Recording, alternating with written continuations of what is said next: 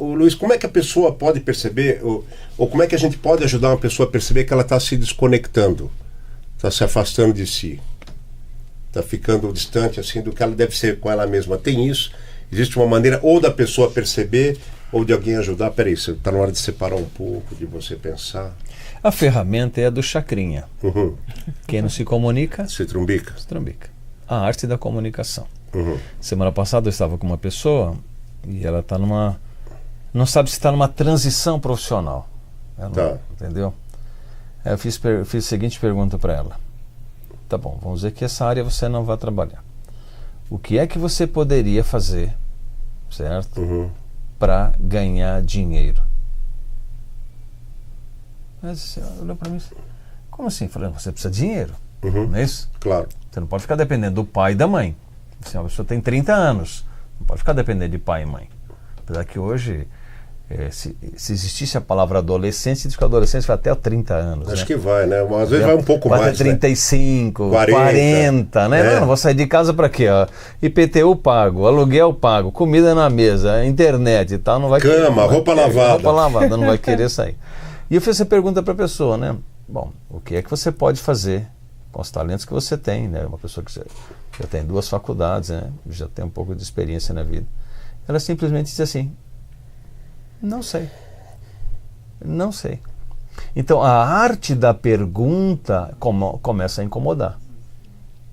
E aí eu fui avançando um pouquinho mais, certo? Eu falei assim, ok, você não sabe, mas o que é que você poderia fazer para gerar receita para você? Aí ela, eu ainda não sei. Falei, tá bom, então eu vou te ajudar.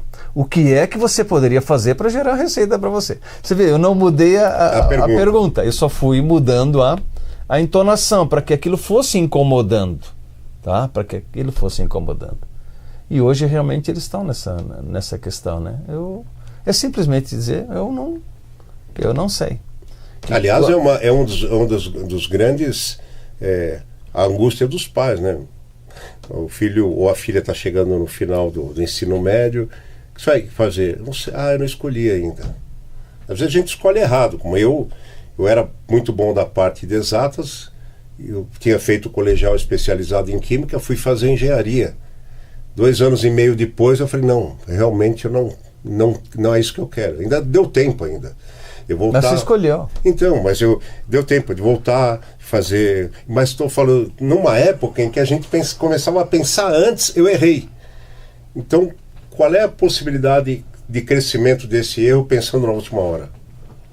É isso que eu quero dizer. É muito maior, né? Então, isso é uma coisa que aflige, eu acho que aflige as pessoas em si, aflige os pais também. O que você vai fazer? Não sei, mas você está acabando. Se vai fazer uma faculdade, você não vai fazer, do que você vai fazer? Isso aflige a gente, pô. Sim, tá. sim. E aí o seguinte, bom, então beleza, o que você pode fazer? Existem os testes, não é isso? Sim. Que você pode fazer, tá? Para onde você melhor se identifica. Aí continuei conversando com a pessoa, né? A gente bota uma outra coisa. Eu disse, puxa vida, realmente, olha, tem um negócio que é tão simples que eu poderia fazer. Isso me daria uma receita. Já que eu não consigo ir para a receita macro, eu posso fazer a mínima, mas pelo menos eu estou fazendo alguma coisa. Falei, bingo, certo? Então um teste vocacional ajuda, tá bom? O teste vocacional vai dirigir você. Se está numa situação que realmente não sabe, não tem nem ideia, faz um teste vocacional, né? Para qualquer idade isso. Qualquer idade. Porque a pessoa, a vocação não cessa, né? Não cessa. Ela nos acompanha. Porque às vezes você trabalhou a vida inteira em algo que você não gostou. Eu também trabalhei muitos anos, mas porque eu precisava pagar o estudo desde cedo. Comecei a trabalhar cedo, né? Só fui trabalhar com o que eu gosto realmente muito depois. Eu poderia ter sido até um bom engenheiro químico, mas eu jamais seria um profissional de excelência, capaz de disputar a posição de topo com alguém. Que isso você só consegue se você tem entrega mesmo, né? Se você vive aquilo. Pega as maiores descobertas, tá? Vamos falar da lâmpada, tá? Ok. Vamos falar da lâmpada. Qual era a idade dele? Do Thomas Edison? Eu não lembro sinceramente. Ele tinha mais de 66. Mais do que a nossa idade. Eu também tenho 66. O rostinho é de 65, mas... então. Você está aí com 65 e 11 meses, vai. Tá? Mas você vê, a maioria foi acima de 60 anos. A maioria foi acima de 60 anos. Então o cara para estar 40, 50 já está querendo puxar o freio, né? Quando as maiores descobertas foram feitas acima dessa idade. E às vezes eu vou ter você diz, eu tô com meia e tal, né? Devia ter feito. Cara, você está no maior você tá na linha do seu potencial agora. Einstein, quando o filho dele entrou lá no escritório dele, disse assim, pai, a fábrica está pegando fogo. E ele mais de 1000 invenções, né? Tá tudo destruindo lá, o quarteirão inteiro acabou com tudo, pai. E diz que ele saiu assim serenamente, atravessou a rua, olhou e não tinha mais nada, 80 anos. O filho olhou para ele e falou assim, e agora, pai? Ele falou, ufa, que bom, vamos começar de novo. Entendeu? Então, vamos começar de novo. Eu sempre... Tirou o pozinho aqui do ombro e foi embora. Edna, só uma pequena pausa para complementar. A gente tem um exemplo bom disso que você falou. Ideologias à parte, por favor. Mas assim, o cara tinha sido jornalista, empresário, etc. Mas o doutor Roberto Marinho fundou a Rede Globo. Repito, ideologias à parte. Vamos pensar como empresa, que é o maior conglomerado de comunicação ainda, não sei quanto tempo, mas ainda ele fundou com 60 anos. Tá lá. Entendeu? Ele conseguiu ter a TV como ele queria com 60 anos. Sim. Né? Então eu acho assim, nunca é tarde para aprender, mas sempre é cedo para desistir. Eu costumo dizer isso. Né? Agora, você também tem hoje garotos de 14, 15, 12 anos bilionários. Uhum. Não é isso? Porque eles acertaram um veio nas redes sociais impressionantes, como nós conversamos ali na sala. Uhum. Não é isso? Ô pai, faz isso aqui. Bom, eu sei só ligar e olhar o WhatsApp. Não, mas ó, tem tantas ferramentas aqui dentro e tal, né? Então não se limite a não conhecer. Né? E eu gostei quando você disse o seguinte, olha, quando eu não conheço, eu tiro uma parte do meu tempo para estudar. Parabéns, camarada. Quer dizer, você se defende com aquilo que você sabe. Não é isso? Sim. É. E aí o melhor é que você pode fazer aquilo que agrada a você. Porque algumas pessoas, o que elas estão fazendo hoje? Comprando o que não precisa, certo? Com dinheiro que não tem, para agradar aqueles que ele não gosta.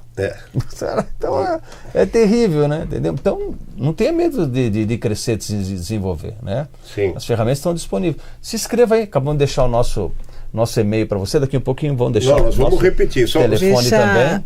Fala, Edna. Deixa eu dar uma dica aqui para os nossos telespectadores, claro, a respeito de se autodescobrir como um profissional ou com os talentos que tem, né? Eu sempre digo que você, para fazer alguma coisa bem feita, como você falou, a gente precisa atingir um negócio que a gente chama de estado de flow. O que é esse estado de flow? Imagine que eu gosto tanto de conversar, imagine que eu gosto tanto da comunicação, que eu ficaria aqui a noite inteirinha falando e não viria a hora passar. Então, se você gosta, por exemplo, de repente, eu dei um exemplo num outro podcast que eu gravei, de uma senhora que ela gostava de cozinhar e ela ficaria a noite inteira fazendo comida para 50 pessoas. Parece ser tão simples gostar de cozinhar, mas é o talento que a pessoa tem. Então, uma dica é você pensar o que eu gosto de fazer e o que eu faço por uma noite inteira. A segunda pergunta que a pessoa tem que fazer é: eu faria isso para não ganhar nada? Porque tem muitas coisas que eu faria, mesmo que você não me pagasse, eu continuaria fazendo. Segunda pergunta. E terceira pergunta, que é importante também, é o quanto as pessoas percebem que eu faço isso com maestria, que eu faço isso muito bem.